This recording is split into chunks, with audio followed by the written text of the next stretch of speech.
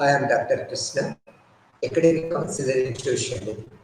ఈరోజు మనము BSOC 132 అనే బుక్ నుంచి సోషియాలజీ అండ్ ఇండియా దీంట్లో యూనిట్ నెంబర్ 12 గురించి చెప్పుకున్నాం. Unit number 12 secularism.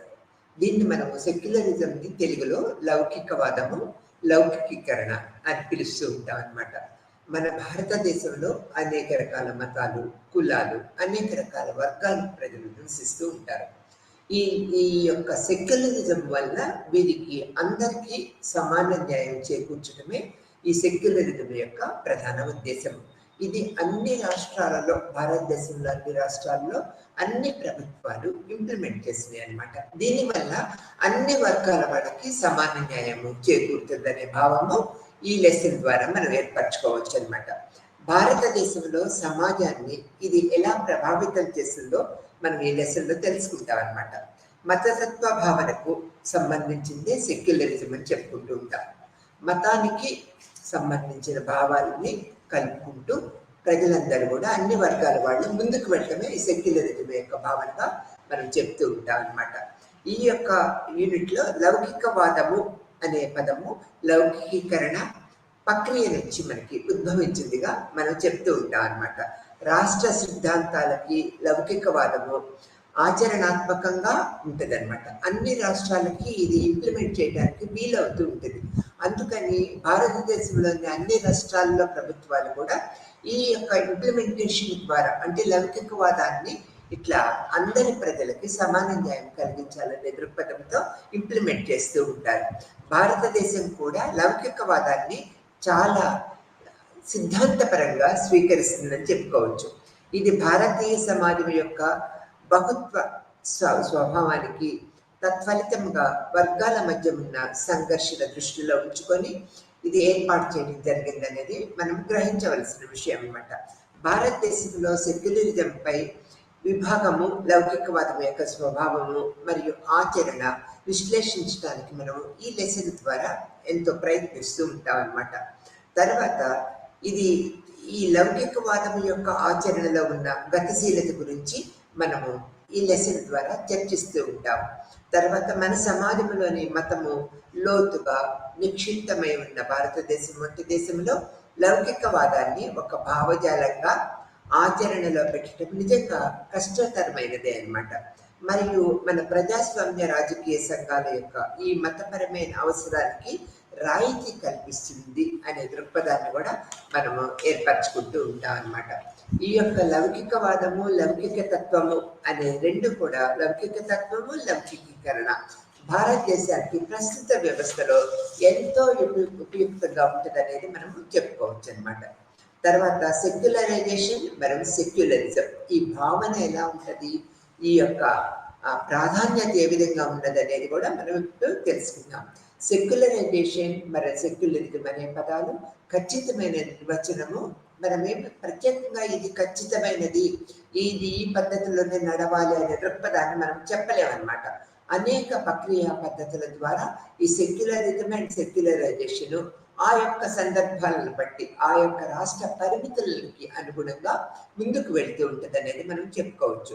వివిధ పరిస్థితులు మరియు దృక్కోణాలను బట్టి వాటిని వేరువేరుగా మనం అర్థం చేసుకుంటూ ఉంటాం. అంటే పరిస్థితులను బట్టి, దృక్కోణాలను బట్టి ఈ యొక్క అర్థం కొద్దిగా మారుతూ ఉంటుంది అనేది మనం గ్రహించవలసిన విషయం. తర్వాత ఈ లౌకికీకరణ అంటే ఏమిటి అర్థం చేసుకోవటానికి మనము ప్రయత్నిస్తూ ఉంటాం. సెక్యులరైజేషన్ అనే పదం అనేది, మొదట సెక్యులర్ అనే పదము లాటిన్ పదము సెక్యులర్ నుంచి ఉద్భవించిందిగా మనం చెప్పుకోవచ్చు అన్నమాట. తర్వాత దీని అర్థము ప్రస్తుత యుగము లేదా తరము.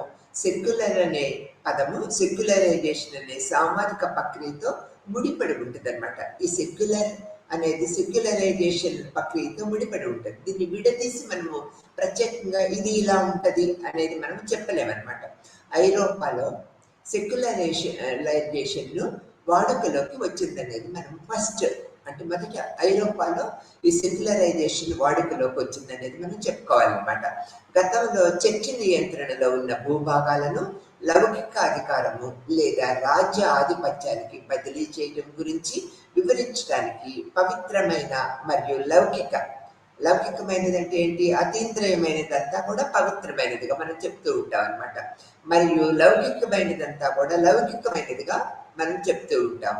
మధ్య క్రైస్తవ భావనలో ఇప్పటికీ ప్రబలంగా ఉన్న భేదాన్ని, పవిత్రత యొక్క ఔన్నత్యాన్ని నొక్కి చెప్పడానికి ఇది సెక్యులరైజేషన్ అనే పదము తెరపైకి తీసుకొచ్చారనేది ఐరోపా దేశంలో మనము చెప్పుకుంటూ ఉంటాం. అయితే సెక్యులరైజేషన్ అనే భావన మరింత సాధారణమైనది, సామాజిక సంబంధమైన అర్థాన్ని పొందినప్పుడు ఈ పదము వేరే విధంగా వర్ణించబడుతూ ఉంటుంది. వేరే విధంగా అంటే భావం అనేది వేరే విధంగా ఉంటుంది అనేది మనం ఇక్కడ చెప్పుకోవచ్చు. సెక్యులరైజేషన్ యొక్క సామాజిక శాస్త్ర అర్థం ఏ విధంగా ఉంటుంది అనేది మనం ఇప్పుడు తెలుసుకుందాం. సామాజిక ఆలోచన పనులు, లౌకికీకరణ అనే పదాన్ని మతపరమైన సంస్థలు మరియు మతపరమైన భావనలు మరియు అవగాహన దీన్ని ఎక్కువగా ఉపయోగిస్తూ వచ్చారనమాట, అంటే పాతకాలంలో. తర్వాత ఆర్థిక వ్యవస్థ, రాజకీయాలు, న్యాయము, ఆరోగ్యము, కుటుంబము మొదలైన వాటికి బదులుగా సాధారణ ప్రపంచం గురించి అనుభావిక మరియు హేతుబద్ధమైన విధానాలు మరియు భావాలు ఇది సెక్యులరైజేషన్ అనే పదము మనకి తెలియపరుస్తూ ఉంటుంది అనమాట. ఈ యొక్క భావాలన్నీ కూడా ఏ భావాలు? ఆర్థిక వ్యవస్థ, రాజకీయాలు, న్యాయము, ఆరోగ్యము, కుటుంబము మొదలైన అన్ని భావాలను మనకి ఇది ఏ పద్ధతుల్లో తెలియపరుస్తూ ఉంటుంది, అనేక రకాల పద్ధతుల్లో మనకి తెలియపరుస్తూ ఉంటుంది అనేది మనం దీని గురించి చెప్పుకోవచ్చు అనమాట. ఈ సెక్యులరైజేషన్ ప్రక్రియ అనేది అన్ని రాష్ట్రాలలో, మన భారతదేశంలో అన్ని రాష్ట్రాల్లో వివిధ పద్ధతుల్లో ఇంప్లిమెంట్ చేస్తూ వచ్చారు. అంటే ఆ యొక్క సామాజిక నేపథ్యం కావచ్చు, ఆ సామాజిక అవగాహన కూడా కావచ్చు. లౌకికీకరణ ప్రక్రియను వివరిస్తూ భయాన్ ఆర్ విల్సన్ సెక్యులరైజేషన్ ప్రక్రియలో వివిధ సామాజిక సంస్థలు క్రమముగా ఒకదానికొకటి భిన్నముగా ఉంటాయనేది మనం తెలుసుకున్నాం అనమాట. మరియు అంతకు ముందు తెలియజేసిన ప్రేరేపితమైన మరియు ఆధిపత్యం వహించిన మతపరమైన ఊహల మాతృక నుంచి విముక్తిని పొందుతాయనేది మనం ఈ లౌకికీకరణ ప్రక్రియ ద్వారా తెలుసుకుంటాం. దీనివల్ల ఏంటి? ఆ మతపరమైన భావాల నుంచి ఇది విముక్తిని పొందగలుగుతుందనే దృక్పథాన్ని మనం ఏర్పరచుకుంటూ ఉంటాం అన్నమాట. ఈ మార్పు మానవ కార్యకలాపాలు మరియు సంస్థల యొక్క చాలా విస్తృత రంగంలో సామాజిక చర్య, పని, సామాజిక మరియు వ్యక్తుల మధ్య సంబంధాలు, న్యాయ విధానాలు అనేక రకాల ప్రక్రియా పద్ధతులను మనం ఇది తెలియజేస్తూ ఉంటుంది అనేది మనం తెలుసుకుంటూ ఉంటాం అన్నమాట. తర్వాత సాంఘికీకరణ, తర్వాత వైద్యము, అనేక రకాల ప్రక్రియలలో ఈ యొక్క సెక్యులరైజేషన్ ఇమిడి ఉంటుంది. దీనివల్ల ఏంటి? ప్రజలకి అనేక రకాలైన న్యాయమైన పద్ధతులను మనకి అందించగలదనేది మనం చెప్పుకుంటూ ఉంటాం. అతీంద్రియవాద పూర్వ భావనలకు అనుగుణంగా నియంత్రించబడుతూ ఉన్నదనేది మనం సెక్యులరైజేషన్ ప్రక్రియా పద్ధతిలో మనం గ్రహించవలసిన విషయంగా చెప్తూ ఉంటాం అన్నమాట. తర్వాత సామాజిక సంస్థలు, దీంట్లో ఏంటి? సామాజిక సంస్థలు అంటే ఆర్థిక వ్యవస్థ, రాజకీయాలు, తర్వాత ఈ విధమైన పద్ధతుల ద్వారా సామాజికీకరణ పద్ధతుల ద్వారా, సాంఘికీకరణ పద్ధతుల ద్వారా సెక్యులరైజేషన్ ప్రక్రియా పద్ధతులు అనేవి అనేక విధాలుగా ప్రభావితం చేస్తూ ఉంటుంది, సమాజాన్ని ప్రభావితం చేస్తూ ఉంటాయి అనేది మనం చెప్పుకోవచ్చు అనమాట. ఎలా అంటే ఆర్థిక వ్యవస్థ, రాజకీయాలు, నైతికత, న్యాయము, విద్య, ఆరోగ్యము మరియు కుటుంబము ఇవన్నీ కూడా గణమైన స్వయం ప్రతిపత్తిగా పనిచేసే విలక్షణమైన ఆందోళనగా గుర్తించబడే నిర్మాణ భేద ప్రక్రియనే మనం ఈ యొక్క లౌకికీకరణ, సెక్యులరైజేషన్ అంటూ ఉంటాం అన్నమాట. తర్వాత ఈ అతీంద్రియ భావాలు మానవ వ్యవహారాలపై తమ సార్వభౌమత్యం కోల్పోయే ప్రక్రియ. ఇది ఏంటి? ఈ యొక్క అతీంద్రియ భావనలు మానవ వ్యవహారాలపై తన సార్వభౌమత్వాన్ని కోల్పోయే ప్రక్రియ కూడా మనం దీన్ని చెప్పుకోవచ్చు అనమాట. ఇది లౌకికీకరణ వాదనంగా విస్తృతంగా గుర్తించబడిన క్రమముగా స్థానభ్రంశము చెందుతూ ఉంటాయి. అంటే ఒకే విధంగా ఉండవన్నమాట. అనేక రకాల మార్పులు చేర్పులు ఏర్పడుతూ ఉంటాయనేది మనము గ్రహించవలసిన విషయము. దీనికి ప్రత్యేకంగా అంకితం చేయబడిన తప్ప ఇవి ఎక్కువగా చుట్టుముట్టబడిన మతపరమైన సంస్థలుగా విల్సన్ అనే సామాజిక శాస్త్రవేత్త ఈ యొక్క సెక్యులరైజేషన్ భావనని ఒక విడమర్చి మనకు చెప్పారు అనేది మనం గ్రహించవలసిన విషయం.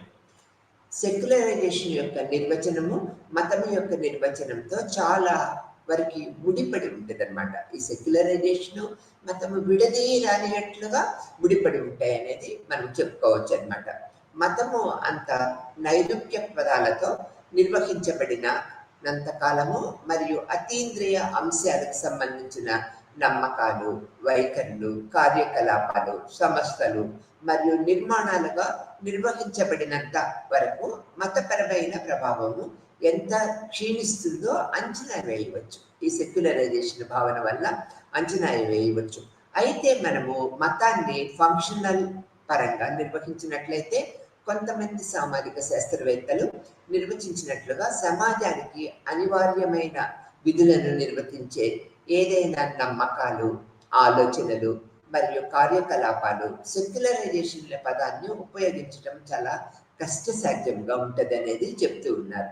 ఎందుకంటే మనము సెక్యులరైజేషన్ అనే పదాన్ని ఉపయోగించినప్పుడు జీవితంలో అన్ని అంశాలలో అతీంద్రియ ఆధారిత కార్యకలాపాలు మరియు నమ్మకాలు క్షీణతకు దారితీసే ప్రక్రియ గురించి మనము చర్చిస్తున్నాం అన్నమాట.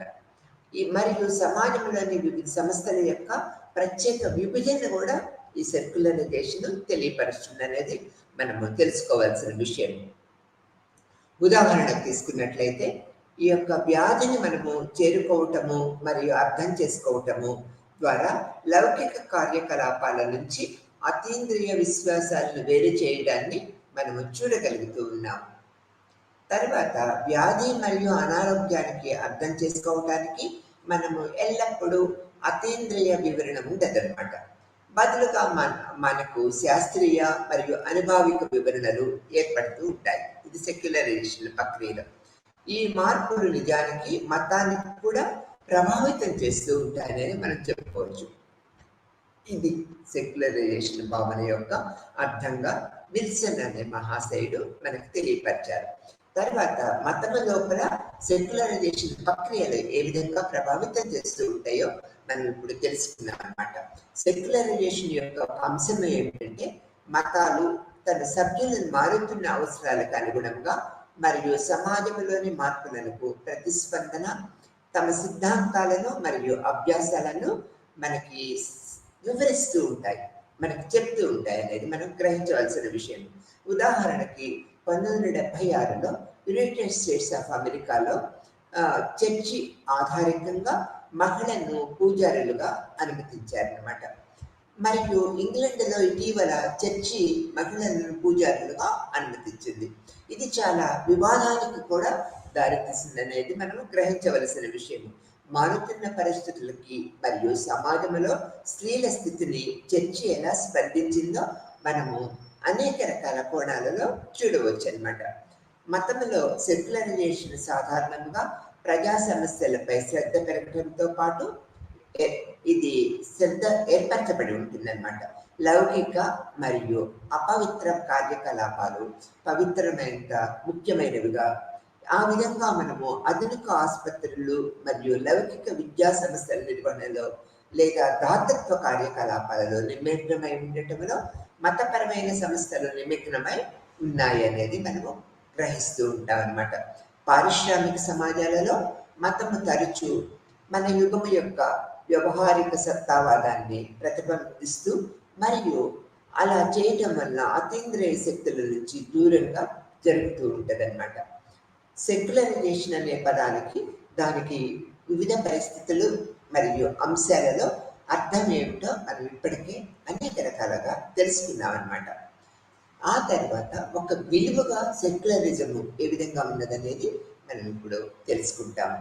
లౌకికవాదము అనే కొత్త రాజకీయ తత్వశాస్త్రము మరియు ఉద్యమం యొక్క సైద్ధాంతిక లక్ష్యము ఫ్రెంచ్ విప్లవం తర్వాత 1851లో జార్జ్ జాకోబ్ అనే ఒక సామాజిక శాస్త్రవేత్త ఈ సెక్యులరిజం యొక్క విలువలను అనేక విధాలు మనకి తెలియపరిచారు. అవేంటో ఇప్పుడు మనం తెలుసుకుంటాం అన్నమాట.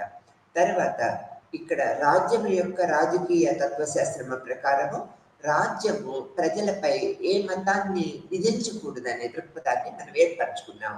మరియు ప్రజలలో ఒక వర్గము మతాన్ని ఆచరించడాన్ని నిషేధించలేదు. అయినా ఇది అందువల్ల లౌకికవాదాన్ని సైద్ధాంతిక లక్ష్యంతో ఈ భావజాలం యొక్క ప్రతిపాదకులు సామాజిక సంస్థకు ప్రతిపాదిక మతపరమైన సనాతన ధర్మాన్ని సృహతో ఖండించారు. మరియు పౌరులకు సంబంధించిన విలువలను అనేక విధాల సమర్థించారు. లౌకికవాదము ఒక భావజాలంగా అభివృద్ధి చెందటము పాక్షికంగా, దాని ఫలితంగా ఐరోపాలో లౌకికవాద ప్రక్రియ మరియు అనేక ఆధునిక రాష్ట్రాలలో ఇది స్వీకరించబడింది అనేది మనము తెలుసుకోవాల్సిన విషయం. ఒక రాష్ట్ర విధానంగా నిజముగా ఒక చారిత్రాత్మక ప్రక్రియ ద్వారా వెళ్లకుండా లౌకికవాదం యొక్క దృగ్విషయము యొక్క ఆవిర్భావము సమయంలో ఐరోపాలో సాక్ష్యముగా మనం చూడగలుగుతున్నాం. మన చరిత్రలోకి తిరిగి వెళ్ళి సెక్యులరిజం ప్రక్రియ ఎలా అభివృద్ధి చెందిందో మనం ఇప్పుడు తెలుసుకుందాం. సెక్యులరైజేషన్ అండ్ సెక్యులరిజం అని చెప్పుకున్నాం కదా. ఇప్పుడు మనం సెక్యులరైజేషన్ ప్రక్రియ ఏ విధంగా అభివృద్ధి చెందిందో తెలుసుకుంటాం. చర్చి శుష్క రాజ్యాన్ని మరియు ఆధిపత్యం కోసం జరిగే పోరాటం ఫలితముగా వచ్చిన లౌకికీకరణ ప్రక్రియను ఈ విభాగంలో మనం తెలుసుకుంటాం. ఈ పోరాటానికి సామాజిక నేపథ్యము ఒక విధంగా సెక్యులరైజేషన్ రూపొందించిన ప్రక్రియగా మనం చెప్పుకోవచ్చు అన్నమాట. ఇందులో పవిత్ర మరియు సెక్యులర్ మధ్య పోరాటాలు ఏ విధంగా కొనసాగిందో కూడా మనం విడమర్చి తెలుసుకోగలుగుతాము. చరిత్ర అంతా సెక్యులరైజేషన్ జరిగిందిగా మనం గ్రహించగలిగాము. అసమానముగా ఉన్నప్పటికీ ఇది చాలా ప్రారంభ కాలం నుంచి గుర్తించదగినది అనేది కూడా గుర్తించామన్నమాట. ఆదిమ సమాజాలలో అతీంద్రియ భయాలు మరియు వివరణలు, అనుభావిక జ్ఞానము మరియు హేతుబద్ధమైన పద్ధతులతో మిళిమితము కావటము తరచు కూడా మనకు కనిపిస్తూ ఉంటుంది అన్నమాట. మాంత్రిక సాధనాలు ఆచరణాత్మక విధానాలతో మిళిమితము చేయబడ్డాయనేది కూడా మనము చూస్తూ ఉన్నాము. మెల్లమెల్లగా మ్యాక్స్ వెబర్ ప్రపంచం యొక్క నిరుత్సాహంగా పేర్కొన్న ప్రక్రియ వారి మాయా మతపరమైన అర్థం యొక్క సహజ దృగ్విషయాలను తొలగించి మరింత వాస్తవికత మరియు అనుభావిక మరియు హేతువాద ధోరణులను పొందిందనేది మనము సెక్యులరైజేషన్ ప్రక్రియలో కనుగొన్నాము, అంటే చూడగలుగుతూ ఉన్నాం అన్నమాట. వాస్తవానికి కొంతమంది సామాజిక శాస్త్రవేత్తలు ఏకస్వరూపాలన అనే భావన అభివృద్ధిలోకి లౌకికీకరణ యొక్క బీజాలను చూస్తూ ఉన్నారు. ఇది అతీంద్రియ భావాలను హేతుబద్ధీకరించి మరియు క్రమబద్ధీకరించింది అనేది మనము చెప్పుకోవాలి. ఇక్కడ జుడాయిజము మరియు క్రిస్టియానిటీ వంటి ఈ ఏకధర్మ మతాలు యాదృచ్ఛిక మాంత్రిక మత విశ్వాసాలను క్రమముగా చల్లార్చాయనేది కూడా మనం చెప్పుకోవాలన్నమాట. మరియు పెరుగుతున్న అతీంద్రియ మరియు సారస్వతిక దేవత యొక్క మరింత సార్వత్రిక భావనను ప్రవేశపెట్టాయనేది కూడా మనము తెలుసుకున్నాం. అనేక ప్రక్రియ పద్ధతుల వల్ల తెలుసుకున్నాం. ఈ ప్రక్రియలో ఈ ఏకధర్మ మతాలు లౌకికీకరణ యొక్క మూలకమైన వ్యవస్థీకరణ లేదా హేతుబద్ధీకరణ ప్రక్రియను తెలియజేస్తూ ఉన్నాయనేది మనం గుర్తిస్తూ ఉన్నాం అన్నమాట. లౌకికీకరణ ప్రక్రియ దోహదపడే సంక్షిప్త కారకాలు మరియు ఏఎల్సీలను విప్పటము కష్టం అనమాట. దానికి విడమర్చి చెప్పడం అనేది చాలా కష్టతరమైనది. పాశ్చాత్య చరిత్రలో అంటే ఏంటి పాశ్చాత్య చరిత్ర అంటే యూరోపియన్ చరిత్ర. చర్చి మరియు రాష్ట్ర విభజనలో కనిపించే మతము మరియు రాజకీయ విచ్ఛేదనము లౌకికీకరణను మనకి సూచిస్తూ ఉంటాయి. మరియు ఈ విభజన ఎలా జరిగిందో కూడా మనం తెలుసుకోవాల్సి ఉన్నది కదా. అందుకని ఇప్పుడు ఈ విభజన ఎలా జరిగింది అనేది మనము తెలుసుకోవడానికి ప్రయత్నిద్దాం అన్నమాట. ఈ యొక్క చర్చి మరియు రాష్ట్రము అనేది ఏ విధంగా ఉన్నది, వాటి ప్రాముఖ్యత సామాజిక పద్ధతుల్లో ఏ విధంగా ఏర్పడింది అనేది మనం తెలుసుకుందాము. తర్వాత చర్చి ఉద్భవించే మోక్షానికి మాత్రమే కాకుండా మనసైన దేవుని రాజ్యం స్థాపించడానికి ఈ ప్రపంచానికి ఒక మిషన్ కూడా ఉందని, ఆకాశము కూడా ఉంది అనేది ఇక్కడ మనం మతపరమైన పద్ధతిలో తెలుసుకుంటున్నాము. అడ్డుపడే వ్యక్తులు ఏ యొక్క ఇతర పదాల అంశాలతో మాత్రమే కాకుండా లౌకిక జీవితంలో కూడా ఈ మతము అండ్ చర్చి అండ్ రాష్ట్రము వాళ్ళు పంచుకుంటున్నాయి అనేది మనము తెలుసుకోవాలి.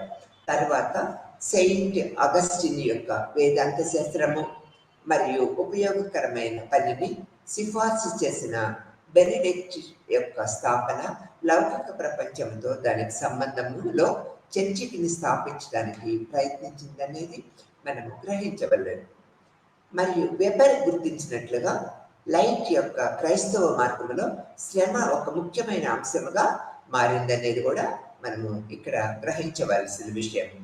కాసన్ చట్టము మరియు అడ్మినిస్ట్రేషన్ ఏజెన్సీల అభివృద్ధి ద్వారా చర్చి యొక్క సంస్థ మరియు అధికారికంగా మరియు క్రమబద్ధీకరించబడింది అనేది గుర్తించాలి. అభివృద్ధి చెందుతున్న భూస్వామి సమాజం యొక్క కేంద్రీకృత విభజించబడిన స్వభావము నేపథ్యంలో ఈ అభివృద్ధి చాలా కీలకమైనది. ఈ ధోరణుల నేపథ్యంలో చర్చి ప్రాథమిక ఐక్యతను కొనసాగించగలుగుతూ ముందుకు వెళ్ళగలుగుతున్నదనేది మనం కూడా గుర్తించాలి. జీవితంలో లౌకిక అంశాలలో దాని ప్రమేయంతో కూడిన సంస్థాగత ఐక్యత సామాజిక మరియు రాజకీయ జీవితంపై అపారమైన ప్రభావాన్ని కలిగి ఉండటానికి చర్చిని ఎనేబుల్ చేసిందనేది మనము తెలుసుకోవాలి. మధ్యయుగము ఐరోపా వంటి అత్యంత స్థిరీకరించబడిన సమాజాలలో సమాజము కులీనులు మరియు పేదలుగా విభజించబడ్డారు. ఈ ప్రజలందరూ కూడా కులీనులు అంటే ఉన్నత వర్గం వాళ్ళు అండ్ పేదలుగా విభజించబడ్డారు. ఈ అత్యంత స్థిరీకరించబడిన క్రమాన్ని సమర్థించటంలో చర్చి తక్కువ పాత్ర పోషించింది. అంటే చర్చి ఎక్కువ పాత్ర పోషించకుండా అతి తక్కువ పాత్రను పోషించింది అనేది చెప్పుకోవాలి. వాస్తవానికి చర్చి భూస్వామ్య వ్యవస్థతో ముడిపడి ఉంటుంది. ఇప్పుడు చర్చిలో చందాలు కానుకలు అంటే అది అంటే ముందుకు తీసుకువెళ్ళాలి. చర్చి యొక్క అంశాలని ముందుకు తీసుకువెళ్ళాలంటే తప్పనిసరిగా ఆ ధనిక వర్గంతో అనుబంధాన్ని ఏర్పరచుకోవాలి. అందుకని ఇక్కడ మనం ఏం చెప్పుకుంటున్నాము, భూస్వాముల వ్యవస్థతో ఇది ముడిపడి ఉన్నది అనేది చెప్పుకుంటూ ఉన్నాము. తర్వాత అది ఆస్తి హోల్డర్గా మారింది. అది ఆ తర్వాత మతాధికారులు రాజకీయ అధికార పరిధిలో భూమికి ప్రభువులుగా ఏర్పరచబడ్డారు. అంటే ఇక్కడ చూడండి, మతాధికారులు రాజకీయ పరిధిలో ఈ యొక్క భూమికి ప్రభువులుగా అంటే ఒక ఉన్నతమైన వ్యక్తులుగా ఏర్పరచబడ్డారు అనేది కూడా మనం తెలుసుకోవాలి. ఈ పరిస్థితులు అధికారం ఎక్కడ మరియు ఎవరితో అబద్ధం అనే ప్రశ్నకు దారితీసింది. చర్చి లేదా లౌకిక రాజ్యం యొక్క అణచివేత స్వభావంలో సమానముగా విసిగిపోయిన రాజులు మరియు సామాన్యులు చర్చి యొక్క మతం యొక్క నియంత్రణ నుంచి బయటపడటానికి చర్చి చాలా కష్టపడవలసి వచ్చిందనేది మనము ఆ టైంలో గుర్తుపెట్టుకోవాలి. రాజకీయ వ్యవహారాలు అలానే రోజువారీ ప్రపంచంలో అత్తారిస్ చర్చికి మరియు దాని శక్తికి వ్యతిరేకంగా తమకు తాముగా ఏర్పాటు చేసుకున్న శక్తులు లౌకికవాదులుగా పిలువబడుతూ వచ్చాయన్నమాట. చర్చికి వ్యతిరేకంగా పోరాటము మరియు చివరికి మతపరమైన నిరంకుశత్వం యొక్క క్షీణతకు దారితీసే ప్రక్రియ దానికి హేతుబద్ధమైన మరియు శాస్త్రీయ దృక్పథంతో భర్తీ చేయబడింది. దీనిని మనం ఏమంటున్నాము, సెక్యులరైజేషన్ అని పిలుస్తూ ఉన్నాం. ఇది ఒక భావనగా అంటే చర్చికి సామాజిక వర్గానికి ఉన్న ప్రజలకి ఎలా అన్వయిస్తుందో మనం దీనివల్ల గుర్తించగలుగుతూ ఉన్నాం. తర్వాత సెక్యులరైజేషన్ ప్రక్రియ యొక్క సామాజిక సందర్భాలు ఏ విధంగా ఉన్నాయో కూడా మనం తెలుసుకోవాలి. సెక్యులరైజేషన్ ప్రక్రియ యొక్క సామాజిక సందర్భాలు ఏ విధంగా ఉన్నాయో మనం ఇప్పుడు తెలుసుకుంటాము. ఈ విభాగంలో సామాజిక మార్పు యొక్క వివిధ కోణాలను చర్చిస్తూ ఉంటాం. ఐరోపాలో సెక్యులరైజేషన్ సమయంలో సమాజము మధ్యయుగ నిద్ర నుంచి సరికొత్త మార్పుల వైపు మేల్కొంటుంది. అంటే సరికొత్త మార్పుల వైపు ప్రవేశిస్తుంది అనేది మనం గ్రహించవలసిన విషయం. హేతుబద్ధమైన అనుభావిక విచారణ పెరిగింది అనేది కూడా మనం తెలుసుకోవాలి. హేతుబద్ధమైన అనుభావిక విచారణ పెరిగింది. చర్చిలో సంస్కరణలు మరియు కళలు మరియు అభ్యాసంలో పునరుజ్జీవము ఏర్పడిందనేది కూడా మనము ప్రత్యేకంగా గుర్తించాలన్నమాట. అంటే ఈ విధమైన ప్రక్రియలో ఈ పునరుజ్జీవము అంటే ఏంటి, దాని యొక్క భావన ఏంటి, దాని యొక్క అర్థం ఏ విధంగా ఉన్నాయో మనము ఈ ప్రక్రియలో తెలుసుకోవాలి. 14 మరియు 16వ శతాబ్దం మధ్య యూరప్లో చదవటము మరియు వ్రాయటము తెలిసిన చాలామంది ప్రజలు తమ పాలకులు మరియు పూజారులు తమకు చెప్పిన వాటిని తక్కువగా గమనించటము మరియు తమ కోసం కొత్త ఆచరణలు రూపొందించుకోవటము ప్రారంభించారు. ఈ చదవటము రాయటం అంటే ఎడ్యుకేటెడ్ అంతా కూడా వారి గురించి వాళ్ళు తమ గురించి తమను తెలుసుకుంటూ ఉన్నారు. ఎలా ఈ యొక్క పాలకులు పూజారుల యొక్క అభిప్రాయాలకు భిన్నంగా చదువుకున్నాం కదా, తెలివి పెరుగుతూ ఉంటుంది కదా. అంటే వాళ్ళు ఏం చెప్తున్నారు, పాలకులు ఏం చెప్తున్నారు, పూజారులు ఏం చెప్తున్నారు అనే ప్రక్రియ పద్ధతిలో ఈ చదువుకున్న వారంతా అంటే ఎడ్యుకేటెడ్ అంతా కూడా వారి యొక్క భావాలను దీనికి అంటే వీరి యొక్క భావాలకి అన్వయించుకుంటూ వస్తూ ఉన్నారు అనేది మనం చెప్పుకోవాలి. ఈ కొత్త ఆలోచనలు రూపొందించడము ప్రారంభించుకున్నారు. మానసికంగా వారు కళలపై ఆసక్తిని కనపరిచారు మరియు ప్రాచీన గ్రీకులు మరియు రోమన్ల గురించి నేర్చుకోవటం కూడా అనేక రకాలుగా జరిగింది. ఈ కొత్త ఆలోచన విధానము మరియు మునుపటి జ్ఞానానికి తిరిగి కనుగొనటము చరిత్రలో పునరుజ్జీవం అనే పిలువబడే ఒక ఉత్తేజకరమైన కాలానికి దారితీసిందనేది కూడా మనం చెప్పుకోవచ్చు. ఇది పునర్జన్మ అని అర్థం. పునరుజ్జీవనం అంటే ఏంటి, ఒక పునర్జన్మ, నూతన విషయాలు అంటే పాత అవగాహన నుంచి నూతన అవగాహనని ఏర్పరచుకోవటంగా మనం ఇక్కడ చెప్పుకుంటూ ఉంటాం అన్నమాట. హేతుబద్ధమైన విచారణ గల ఈ ఉద్యమం యొక్క సారాంశము మరియు ఇది కళలలో స్పష్టంగా మనకి కనిపిస్తూ ఉంటుంది. వాస్తుశిల్పము, సంగీతము, సాహిత్యము మొదలైనవిగా మనం చెప్పుకోవచ్చు.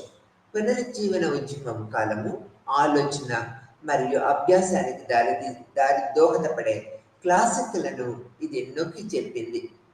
పునరుజ్జీవనోద్యమము అనేది ప్రజలు నివసించే ప్రపంచం గురించి ఆసక్తిగా ఉన్నంత కాలము ధనవంతులు గ్రంథాలయాలు మరియు విశ్వవిద్యాలయాలను నిర్మిస్తూ వచ్చారు.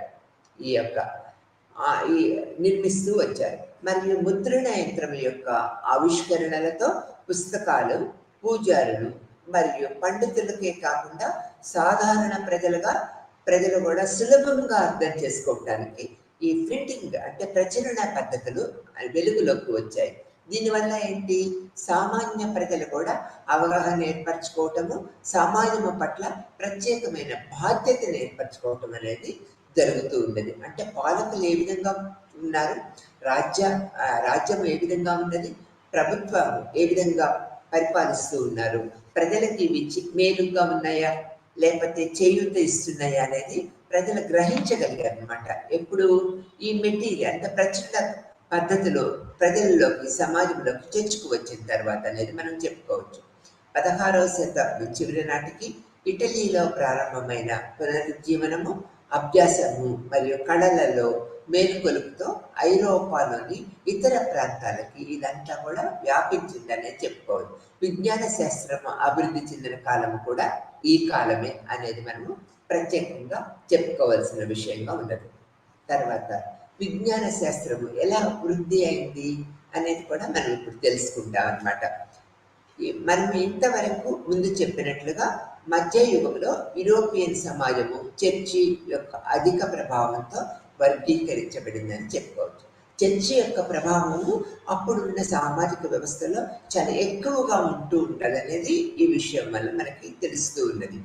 ఈ యొక్క నేర్చుకోవటం కూడా ఎక్కువగా మతపరమైన రకాలు పునరుజ్జీవన ఉద్యమ కాలంలో హేతుబద్ధమైన విచారణ ప్రారంభమైనది అనేది మనము గుర్తుపెట్టుకోవాల్సిన విషయం. ఇది నేర్చుకునే ప్రాంతంలో వివరణ మరియు విమర్శల ప్రాంతంగా మనం గుర్తిస్తూ ఉన్నాం. ఈ యొక్క పద్ధతి విమర్శలకి వివరణకి ఎంతో దోహదపడింది అనేది మనం చెప్పుకుంటూ ఉండాలి. పరిశీలన మరియు ప్రయోగాలతో నిర్లిప్తత యొక్క ఈ అభివృద్ధి ప్రపంచం యొక్క స్వభావం గురించి కొత్త ఊహలను పరిచయం చేసిందిగా మనం చెప్పుకోవచ్చు. హేతుబద్ధమైన మరియు క్రమబద్ధమైన అనుభావిక జ్ఞానము ప్రపంచంలోని అతీంద్రియ భావనలకు ప్రశ్నించింది మరియు ప్రకృతిని ఉపయోగించుకునే మనిషి సామర్థ్యానికి ఇది అవగాహన కల్పించింది అనేది మనం చెప్పుకోవచ్చు అన్నమాట. ఇది కోపర్నికన్ విప్లవాన్ని చూసిన కాలం. భూమి నిశ్చలముగా ఉందని మరియు సూర్యుడు మరియు ఇతర వస్తువులు దాని చుట్టూ తిరుగుతాయని సాధారణంగా మనము నమ్ముతూ ఉంటాం అన్నమాట. కోపర్నికస్ వివరణాత్మకమైన వివరణతో సహాయంతో భూమి స్థిరమైన సూర్యుని చుట్టూ తిరుగుతుందని అనేక రకాలుగా నిరూపించారు. కోపర్నికస్ యొక్క ఈ పరిశోధనలు పాత ప్రపంచము ఉన్న పునాదులను బద్దలు కొట్టాయనేది మనం చెప్పుకోవాల్సిన విషయం.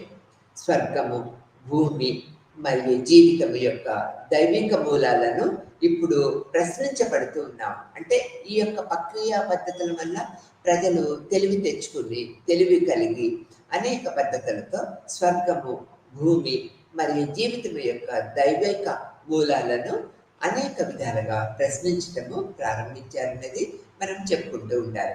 తర్వాత ఈ కాలంలో సైన్స్ యొక్క వివిధ భాగాలు కూడా అభివృద్ధి చెందాయి.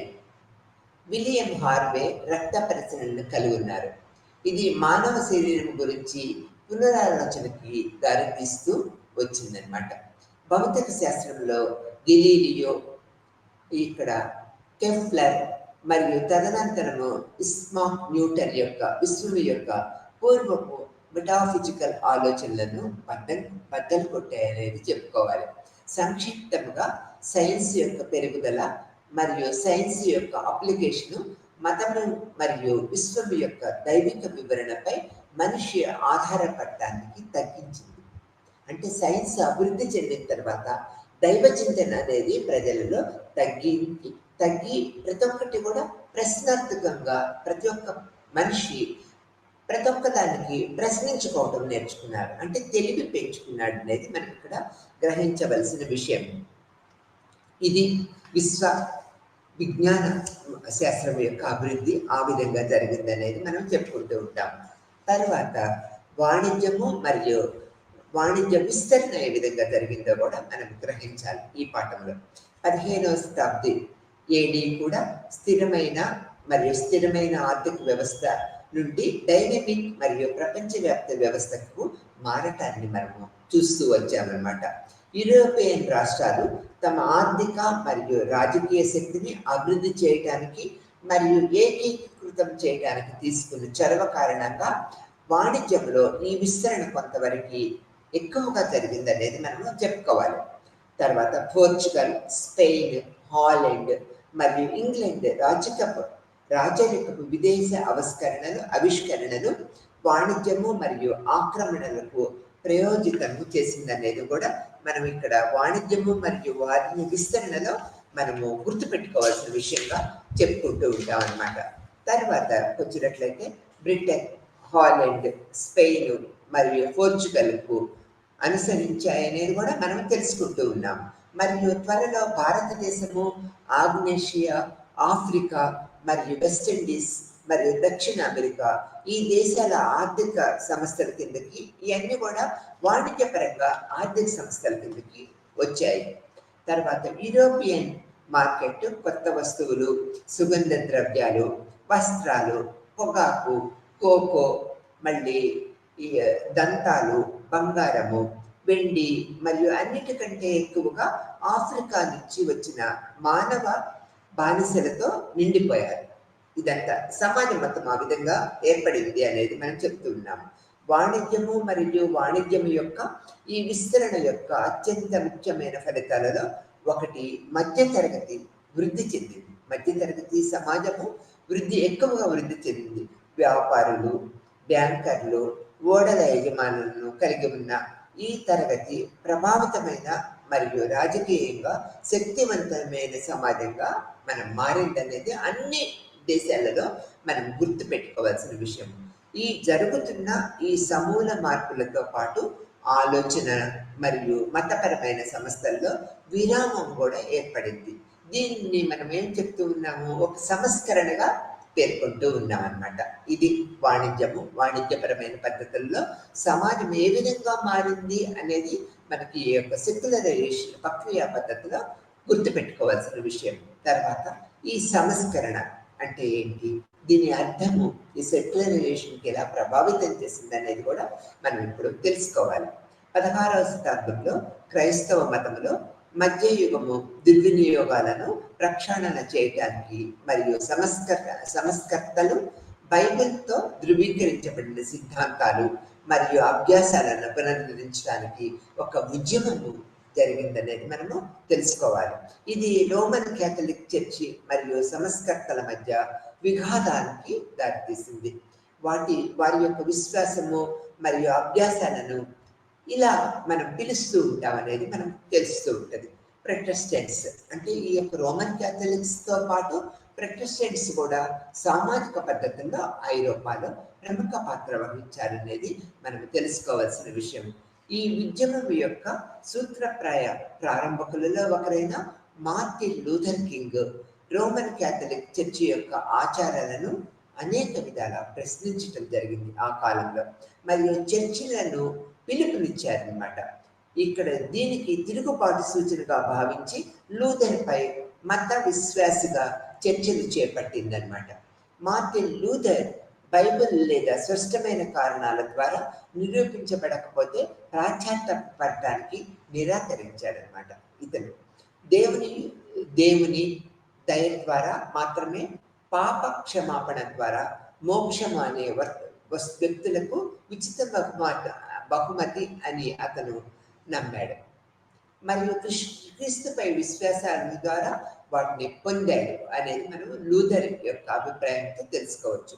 లూథర్ రాజులు మరియు రాజకుమారులచే పాక్షికంగా మత విశ్వాసం నుంచి రక్షించబడ్డాడు అనేది కూడా మనం చెప్పుకోవచ్చు. కానీ ప్రధానంగా చర్చి ఆస్తిని స్వాధీనం చేసుకోవటానికి మరియు సామ్రాజ్య స్వతంత్రానికై నొక్కి చెప్పడానికి వారు ఆసక్తి చూపారనేది మనము ఇక్కడ అంటే ఈ ప్రక్రియలో తెలుసుకోవాలి. సంస్కరణల యొక్క స్పష్టమైన ఫలితము క్రైస్తవ మత సామ్రాజ్యాన్ని క్యాథలిక్ మరియు ప్రొటెస్టెంట్స్ తెగలుగా లేదా శాఖలుగా విభజించడం జరిగింది. ఈ ప్రక్రియతో ఇది ఆధునిక జాతీయ రాష్ట్రాల వృద్ధిని బలపరిచాయి. తర్వాత సంస్కరణలు చర్చి యొక్క ఆలోచనలు మరియు సంస్థలో సమూలమైన మార్పుల్ని ప్రవేశపెట్టింది అనేది కూడా మనము ఆ టైంలో తెలుసుకోవాల్సిన విషయం. మరియు తద్వారా లౌకికీకరణ ధోరణి ప్రారంభమైందని, ప్రొటెస్టెంట్స్ దైవిక భావన దేవునికి వ్యక్తిగతంగా చేసిందని, దేవుడు ఆ విధంగా వ్యక్తిగత పునశ్చరణకు దూరమయ్యాడనేది కూడా మనం గుర్తుపెట్టుకోవాల్సిన విషయం.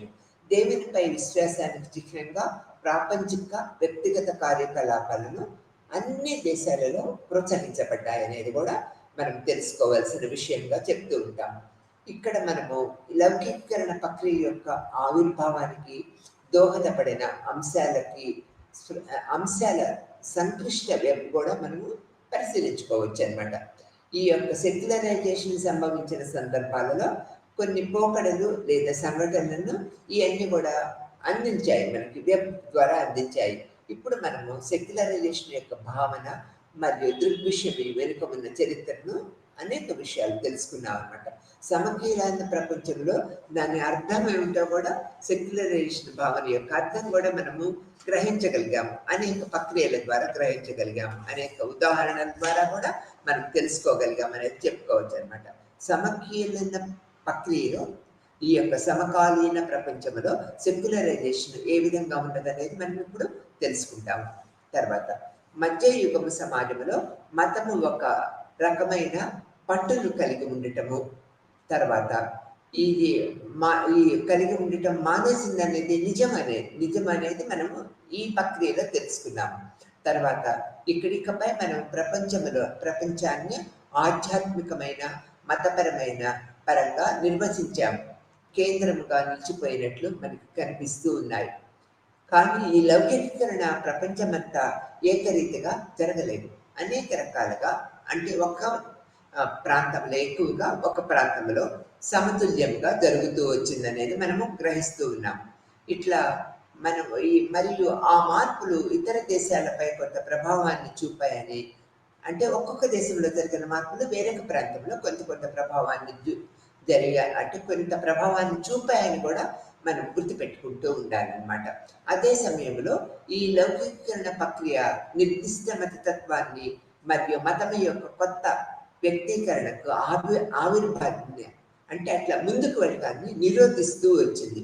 మతతత్వం యొక్క నమూనాలు మారుతూ ఉంటాయి, నిరంతరంగా మారుతూ ఉంటాయి.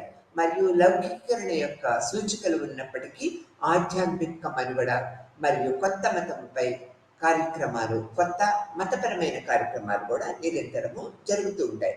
అంటే ఇక్కడ ఏంటి, లౌకికీకరణ ప్రక్రియ ఉన్నప్పటికీ కూడా మతపరమైన కార్యక్రమాలు నిరంతరము ఒక్కొక్క ప్రాంతంలో ఒక్కొక్క విధంగా జరుగుతూ ఉంటాయి అనేది మనం చెప్పుకుంటూ ఉన్నాం అన్నమాట.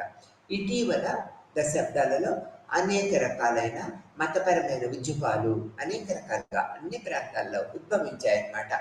ఇవి సాధారణ లౌకికీకరణను ప్రతిస్పందనగా కూడా అనిపించవచ్చు. అవి ఒక నిర్దిష్ట వర్గానికి అర్థము, ప్రయోజనము, సహవాసము మరియు మద్దతుని అందిస్తూ ఉంటాయి.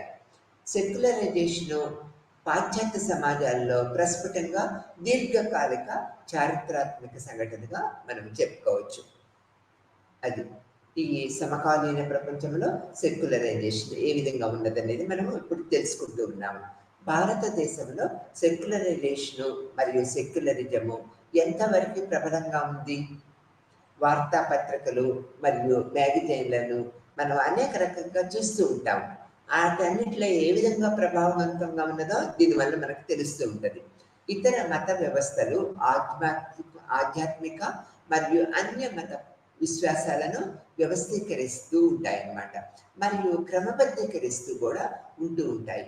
కానీ అవి వివిధ మార్గాలలో మనకి చూస్తూ ఉంటాము. హిందూ మతము మరియు బౌద్ధ మతము క్రైస్తవ మతం వలె కాకుండా విల్సన్ ప్రకారము వాటిని నిర్మూలించడం కంటే ఎక్కువ ఆది మానవాతీతత్వాన్ని వహించాయి అనేది కూడా చెప్పుకోవచ్చు. అంతేకాకుండా లౌకికీకరణ యొక్క దీర్ఘకాలిక చరిత్రను, ప్రక్రియను మరియు సామాజిక జీవితంలోని అన్ని రంగాలకు హేతుబద్ధమైన సూత్రాల విస్తరణ ఆసియా లేదా మధ్యప్రాచ్యం వంటి పాశ్చాత్యేతర దేశాలకు తక్కువగా ఉన్నది అనేది మనం చెప్పుకుంటూ ఉంటాం. దీనికి పారిశ్రామికీకరణ ప్రముఖ పాత్ర వహించింది అనేది కూడా మనం చెప్పుకుంటూ ఉంటాము. పారిశ్రామికీకరణ మరియు సాంకేతిక అనువర్తనము కొంతవరకు సామాజిక జీవితం చట్టాన్ని హేతుబద్ధీకరిస్తూ ఉంటుంది. అంటే ఏది సాంకేతిక అనువర్తన అంటే పారిశ్రామికీకరణ, ఈ రెండు కూడా జీవిత చట్టాన్ని ఇక్కడ హేతుబద్ధీకరిస్తూ ఉంటాయి అనేది మనందరికీ కూడా తెలిసిన విషయమే. ఇక్కడ ఈ విధమైన మరియు సాధారణీకరణ అయినప్పటికీ అనేక మతపరమైన మరియు యాంత్రిక పద్ధతులు అత్యాధునిక పారిశ్రామిక పద్ధతులతో పాటు యాంత్రిక అభ్యాసం యొక్క వైరుధ్యాన్ని కూడా దారితీస్తూ ఉంటాయి. అనేక పద్ధతుల్లో పారిశ్రామికీకరణ కానీ, సామాజిక జీవితంలో యొక్క మధ్య ప్రాచ్య దేశాల యొక్క పద్ధతులు కానీ అన్ని రకాల మార్పులకి దారితీస్తూ ఉంటాయి. పారిశ్రామికీకరణ యొక్క మార్గాలను అనుసరించి వివిధ పాశ్చాత్య దేశాలతో అందుబాటులో ఉన్న దానికి అంటే భిన్నమైన రూపాల్లో ఈ యొక్క మార్పు జరుగుతూ ఉంటుంది అనేది కూడా మనము తెలుసుకోవాల్సిన విషయంగా చెప్తూ ఉంటాం. ఈ మార్పులు ఏ విధంగా జరుగుతాయి అనేది అన్ని దేశాల్లో కూడా ఈ మార్పు సంభవిస్తూ ఉంటుంది అనేది మనం తెలుసుకుంటూ ఉన్నాం. భారతదేశంలో ఈ సెక్యులరిజం ఏ విధంగా ఉన్నది, దీని ఇంప్లిమెంటేషన్స్ ఏ విధంగా ఉన్నాయి అనేది మనము ఇప్పుడు తెలుసుకుంటాం. భారతదేశము మరియు సెక్యులరిజం అనుసంధానం ఏ విధంగా ఉన్నది అనేది మనం ఇప్పుడు కూలంకషంగా తెలుసుకుంటూ ఉంటాం. ఇక్కడ భారతదేశంలో మనందరికీ తెలిసినట్లుగా అనేక మతాలకి ఇది ఒక నిలయంగా చెప్పుకుంటూ ఉంటాం. మరియు బహుళ మత సమాజాలు భారతీయ జీవితంలో మతము ముఖ్యమైన పాత్ర పోషిస్తూ ఉంటుంది అనేది కూడా మనందరికీ తెలిసిన విషయమే. మతము పేరుతో ఆవేశాలు, ద్వేషాలు కొరడా దిలిపిస్తూ ఉంటాయి ఎప్పుడు కూడా అన్ని ప్రాంతాలలో. భారతీయ సమాజంలోని బహుళ మత కారణంగా మత ఘర్షణలు మరియు మతపరమైన హింస మన సామాజిక దృష్టాంతరంగా ఒక భాగంగా ఇది మారింది. అంటే మనకి ఈ హింస, మతపరమైన హింస, ఈ సంఘర్షణ అనేది కూడా ఒక భాగంగా పార్ట్, అంటే సమాజంలో ఒక పార్ట్ లాగా అయిపోయింది అనేది మనం చెప్తూ ఉంటాం.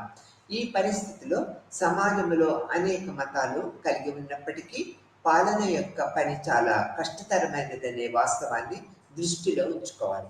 ఇన్ని మతాలు, ఇన్ని కులాలు ఉన్న దేశంలో వీటిని కంట్రోల్ చేయటం అనేది ఒక ఎక్కువ ఛాలెంజింగ్గా మనకు అనిపిస్తూ ఉంటుంది. భారతదేశంలో సెక్యులరిజం యొక్క అర్థం ఏ విధంగా ఉన్నదనేది మనం ఇప్పుడు తెలుసుకుంటాము. ఇక్కడ లౌకికవాద విలువలను బలోపేతం చేయటం ద్వారా మత నాయకులు ఈ పరిస్థితికి స్పందిస్తూ ఉంటారు. మన రాజ్యాంగంలోనూ లౌకిక భావాలను పొందుపరుస్తూ ఉంటారు ఈ యొక్క మత నాయకులు. ఇక్కడ ఈ యొక్క పద్ధతిని చూసినట్లయితే, భారతదేశంలో సెక్యులరిజం యొక్క అర్థాన్ని చూసినట్లయితే, భారతదేశములో అయితే రాష్ట్ర స్వామ్యం యొక్క సందర్భంలో లౌకికీకరణ మరియు లౌకికవాదము ఉపయోగించబడింది అనేది మనము మొదటే చెప్పుకున్నాం అనమాట. ఇది సమాజంలోని బహుళ మతాలను దృష్టిలో ఉంచుకొని మరియు దానిలోని మత ఘర్షణలు మరియు దృష్టిలో ఉంచుకొని ఈ విధంగా రూపొందించబడింది అనేది చెప్పుకుంటూ ఉన్నాం. భారతదేశంలో లౌకికవాదం అనే పదము రాజ్యము ఏ ఒక్క మతంతోనూ గుర్తించదు. అయితే అన్ని మతపరమైన ఆచారాలను సహించమని ఇది సూచిస్తూ ఉంటుంది.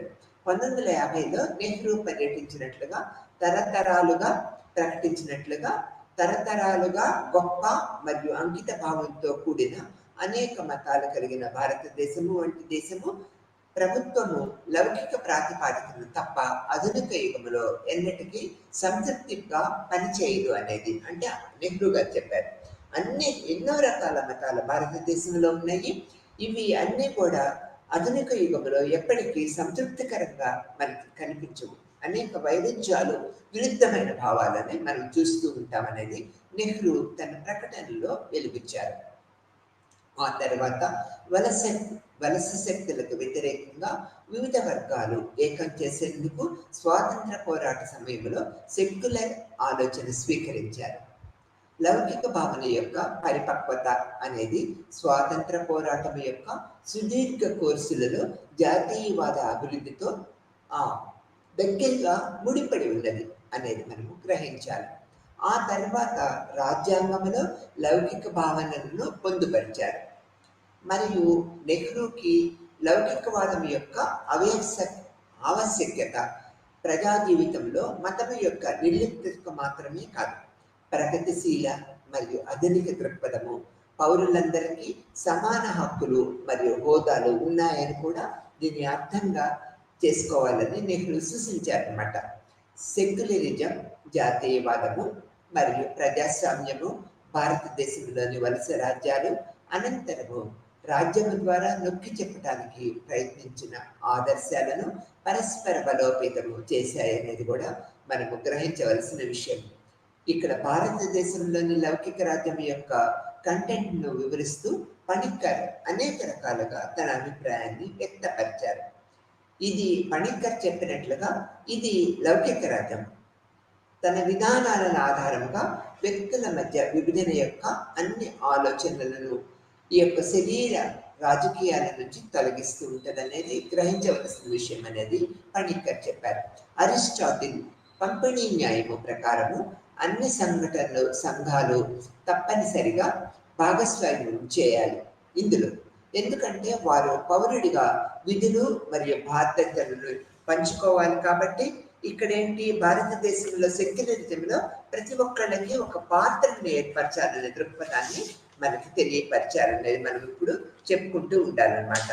ఆ తర్వాత ఇక్కడ అటువంటి రాష్ట్ర విధానం యొక్క పర్యవసనాల్లో ఒకటి ఏమిటంటే, ప్రభుత్వ కార్యాలయాలు మరియు ప్రభుత్వ సేవలు నిర్వహించటము మతపరమైన అనుబంధంపై ఆధారపడకూడదు అనేది కూడా మనకి ఇక్కడ పణిక్కర్ చెప్పారు. అయితే అదే సమయంలో పౌరులు మతము మరియు ఆరాధన స్వేచ్ఛకు ప్రాథమిక హక్కుగా అనుభవిస్తూ ఉంటారు.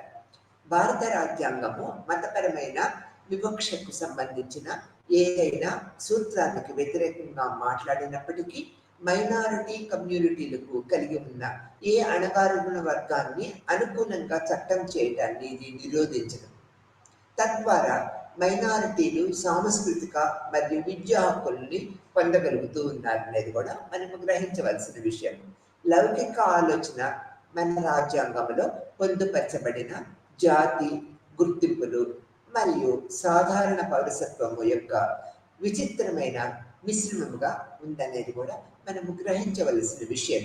ఇది ప్రజాస్వామ్య దేశ రాజ్యంలో బహుళత్వానికి నిర్ధారించడానికి ప్రయత్నిస్తూ ఉంటుంది, నిరంతరము ప్రయత్నిస్తూ ఉంటుంది. మన రాజకీయాలలో ఈ అంతర్లీనమైన వైరుధ్యము వాస్తవముగా లౌకిక ఆదర్శానికి ఆచరించడం చాలా కష్టతరంగా చేస్తూ ఉంటుంది అన్నమాట. మన చరిత్రలోనే తిరిగి వెళ్ళి లౌకిక ఆదర్శము ఎలా అవలంబించబడిందో మనము ఈ భావనకు దారితీసిన సమస్యలను కూడా పరిశీలించుకోవచ్చు. ఈ తర్వాత లౌకిక భావన మరియు యొక్క భావన చాలన ఏ విధంగా ఉన్నదనేది కూడా మనం ఇప్పుడు తెలుసుకుంటామన్నమాట. భారతీయ రాజకీయాల్లో బ్రిటిష్ జోక్యానికి ముందు మతము మరియు రాజకీయాల మధ్య ఎటువంటి వైరుధ్యము లేదు. వాస్తవానికి డిమెంటో గమనించినట్లుగా ఇక్కడ మతము అనేది సమాజానికి సంబంధించినది, రాజకీయ మరియు ఆర్థిక అంశాలు స్వయం ప్రతిపత్తి కలిగినవి, కాపు లేదా మతానికి విరుద్ధమైనవి కావు. ఇవి కేవలము మతంలో ఆవరించి ఉంటాయన్నమాట. డిమాండ్ గుర్తు చేసుకుంటూ టీఎన్ మతం మరియు లౌకికంగా వేరు చేయలేము. మరొక మాటలో చెప్పాలంటే మతము ఏ అర్థంలో ప్రైవేటీకరించబడదు అనేది మదన్ అనే సామాజిక శాస్త్రవేత్త తన పరిశోధనలో చెప్పారు. అయితే బ్రిటిష్ వారి రాకతో కొంత మార్పు ఏర్పడింది మన భారతదేశంలో. బ్రిటిష్ రాజ్యము తటస్థ వైఖరిని కొనసాగించింది. ఇది ఒక ప్రత్యేకమైన స్థితిగా మనం చెప్పుకోవచ్చు. బ్రిటిష్ వాళ్ళు ఒక తటస్థ వైఖరిని ఏర్పరచుకోవటం వల్ల లౌకిక భావజాలంలో అనేక రకాల మార్పులు వచ్చాయనేది చెప్పుకోవచ్చు. బ్రిటిష్ వారు కులము మరియు మతంతో సంబంధం లేకుండా చట్టము ముందు సమానత్వము అనే భావనను ప్రవేశపెట్టారు. కులము మతంతో సంబంధం లేకుండా అందరూ సమానం అనే భావనని బ్రిటిష్ గవర్నమెంట్ మనకి ప్రవేశపెట్టారు. సాంప్రదాయాలలో ఈ విరామముతో పాటు ఆధునిక విద్య మార్పుకి ముఖ్యమైన అంశముగా దోహదపడింది. దీనితో పాటు ఆధునిక విద్య అనేది కూడా ఈ యొక్క మార్పుకి ఎంతో దోహదం చేసిందనేది మనము చెప్పుకోవాలి.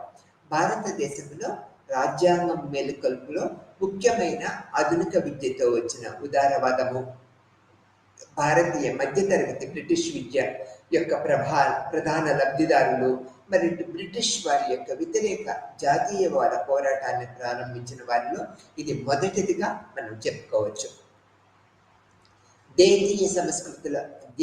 దేశీయ సంస్కృతుల అసాధారణ పెరుగుదల ద్వారా జాతీయవాద భావనలో ప్రజల్లో తీసుకువెళ్ళబడింది అనేది కూడా మనం గ్రహించవలసిన విషయము. అదే సమయంలో ఈ మాతృభాష ఎదుగుదల మనువాదానికి అనుమతించబడలేదు. శక్తులు, యాసలు మరియు మతము ముఖ్యముగా హిందూ మతం యొక్క ప్రాతీకవాదం నుంచి వచ్చిందనేది కవిరాజ్ అనే ఒక సామాజిక సంస్కరణకర్త మనకు తెలియపరిచారు. మతాన్ని దూరంగా పెట్టి జాతీయ నాయకులు సెక్యులర్ భావజాలాన్ని బీడీ తిలక్, అరవిందో ఘోష్, లజపతి రాయి మతపరమైన చిహ్నాలు మొదలైన వాటిని ఉపయోగించి జన సమీకరణకు అనుమతించాలా వద్దా అనే డైలమాను కాంగ్రెస్ ఎదుర్కొంటూ ఉంది అప్పుడున్న పరిస్థితులకు అనుగుణంగా. ఎందుకంటే ఇది ముస్లిం సమాజాన్ని దూరం చేస్తుంది అనేది భావన కూడా మనము గ్రహించవలసిన విషయంగా చెప్పుకుంటూ ఉంటామన్నమాట. ఆ తర్వాత ఇక్కడ 1920 నాటి కాంగ్రెస్ నాయకత్వము మహాత్మా గాంధీ చేతుల్లోకి వెళ్ళిందనేది మన అందరికీ తెలిసిన విషయమే. రాజకీయాల్లో మతము ఆవశ్యకతను బహిరంగంగా గాంధీ ప్రకటించారు. హిందూ ప్రసిద్ధ తత్వాలలో లోతుగా పాతుకుపోయినప్పటికీ గాంధీ బహువచనము మరియు అన్ని మతాల పట్ల సమాన గౌరవాన్ని విశ్వసించారు. హిందూ మతము మరియు ముస్లింలను ఏకం చేయటానికి గాంధీ చేసిన ప్రయత్నాలు ఉన్నప్పటికీ హిందూ చిహ్నాలకి అధికంగా ఉపయోగించడము ముస్లిం లీగ్ పద్ధతుల ద్వారా ముస్లింలకు మనము హిందూ మతవాదులని దూరం చేసిందనేది మనం చెప్పుకోవాల్సిన విషయం. తర్వాత హిందూ మహాసభ మరియు ఆర్ఎస్ఎస్ అనే తీవ్రవాద సామాజిక మతపరమైన సంస్థ ఏర్పాటుతో జాతీయవాదాన్ని ధృవీకరించబడింది. ఆధారంగా జాతీయవాదానికి బదులుగా ఈ సంఘాలు ఇప్పుడు మతపరమైన గుర్తింపు ఆధారంగా దేశం కోసము పోరాడటం అనేది మరియు దేశం యొక్క గుర్తింపు యొక్క సాపేక్షత కొత్త ధర్మ కారణంగా బ్రిటిష్ వలసవాదాన్ని ఎదుర్కోవటానికి వివిధ మార్గాల ద్వారా జాతీయవాద భావాన్ని సృష్టించబడింది అనేది ఈ కవిరాజు అనే యొక్క సంఘ సంస్కర్త మనకు తెలియపరిచారు. ఈ యొక్క భావనతో భారతదేశంలో సెక్యులరిజం ఏ విధంగా పెరిగిందనేది కూడా మనము ఇప్పుడు గుర్తుపెట్టుకోవాల్సిన విషయంగా చెప్తూ ఉంటాం. భారతదేశంలో ఈ భావాలు, హిందుత్వము, ఆర్ఎస్ఎస్ భావాలు ముస్లింల యొక్క మానసిక పరిస్థితిని ఆధారం చేసుకొని భారతదేశంలో సెక్యులరిజం ఏ విధంగా ఏర్పడింది అనేది మనం ఇప్పుడు తెలుసుకున్నాం. స్వాతంత్రం తర్వాత నెహ్రూ అజ్ఞానము, అనారోగ్యము మరియు పేదరికాన్ని తొలగించడానికి సైన్స్ మరియు టెక్నాలజీని వ్యాప్తి చేయటము మరియు ఉపయోగించడం ద్వారా దేశాన్ని ఆధునీకరించే పనిలో స్వయంగా ఇతను నెహ్రూ గారు స్వీకరించారు. నెహ్రూ మతానికి వ్యతిరేకం కాదు, కానీ భారతదేశానికి మతం ఎంత హానికరమో ఆయన గ్రహించగలిగారు అన్నమాట. అందువలన రాజ్యాంగంలో లౌకిక ఆదర్శాన్ని పొందుపరచడంలో అతను సమయం కోల్పోలేదు. మతము ప్రజా జీవితం నుంచి నిషేధించబడలేదు, కానీ రాష్ట్రం నుంచి దూరం చేయబడింది అనేది మనం ఇక్కడ గుర్తుపెట్టుకోవాల్సిన విషయం.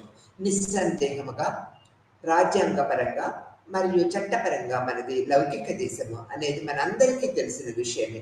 అయితే మనము ప్రశ్నించుకోవాల్సిన ప్రశ్న ఏమిటంటే, ఈ లౌకికవాదాన్ని రాజ్యాంగబద్ధమైనదా లేదా మన దేశంలో అంతర్భాగముగా ఉన్నదా? లౌకిక జాతీయవాదం అనేది బ్రిటిష్ వలసవాదాన్ని ఎదుర్కొంటూ పశ్చిమ దేశాల నుంచి మనము స్వీకరించిన భావన అని మనము కనుగొన్నామన్నమాట. తర్వాత బ్రిటిష్ తో ఐక్యంగా పోరాడటము ఆ కాలం అత్యంత అవసరం కాబట్టి దేశంలోని వివిధ బహుత్వాలను ఏకం చేసేందుకు సెక్యులర్ ఆదర్శాన్ని మనందరం కూడా అన్ని మతాల వాళ్ళు, అన్ని కులాల వాళ్ళు, అన్ని ప్రాంతాల వాళ్ళు స్వీకరించారు.